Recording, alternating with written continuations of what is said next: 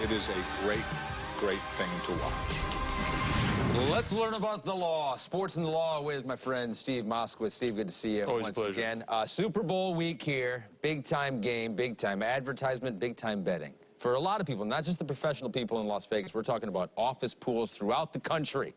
If you're in an office pool, are you in trouble? Do you have to keep that under wraps?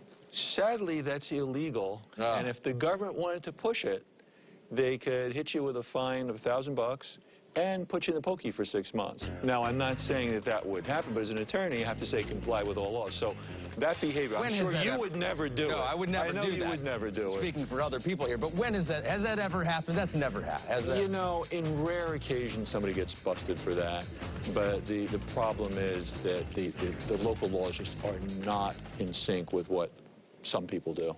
What about if it is illegal? I mean, there are taxes on it. Say it's a huge pool, and say you win $1,000. Oh, that's easy.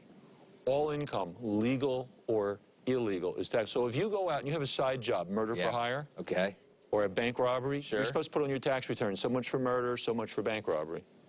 Yeah, it really is. You have to report everything. Well, that's what the law provides. And they go, thank you. And then would they investigate you for? And Absolutely. They go, okay, so you pay up that $100 or whatever. Your taxes are fine, but now you're going away on the murder. Okay.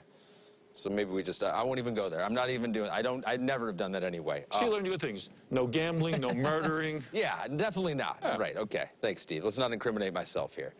Daily fantasy. It was big last year, maybe not as big this year, some regulations on it. Fantasy Aces, maybe one of the lesser known ones, just filed for bankruptcy. Now the users who had money on this site, they don't know if they're going to get their money back. What is going on with that? Well, here's what happens. In bankruptcy, there's first priority creditors, like things with wages and taxes. And then after priority claims are paid, then what the bankruptcy court would do is say, well, okay, you have less assets than debts, so they would pay each debtor pro rata. However, the bigger boys are saying, hey, we'd like to have those accounts.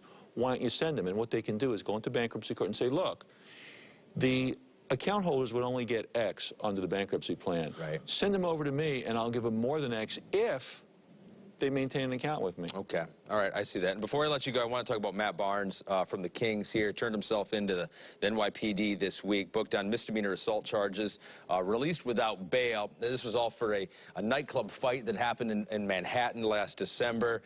What have you seen from this one, and how do these end up usually turning out and going about? Usually the athlete writes a check and it all mysteriously goes away. And the problem is, on the one hand, these guys just have a target painted all over them. Come and say, hit me, make my day. On the other hand, sometimes the guys do some things they shouldn't. Then again, we don't know, was he an aggressor, was it self-defense? And even when you see videotapes, a lot of times you don't see what happened before that. Like if a guy is swinging a hammer at you and the guy moves and the camera picks up a punch, says, well, he's swinging a hammer at me. Right, interesting. And he's got a court date for March 3rd. Yes. Will he have to show up for that? Probably not. Usually what will happen is the lawyers will contact the court and say, Your Honor, we're working on a settlement. We'd like to push this date over, and they'll push it to a later date until it goes away. Steve Moskowitz, we could talk forever. Thanks for coming on again. I know, right? Always a pleasure. Thanks, Steve. Patriots and Falcons face off.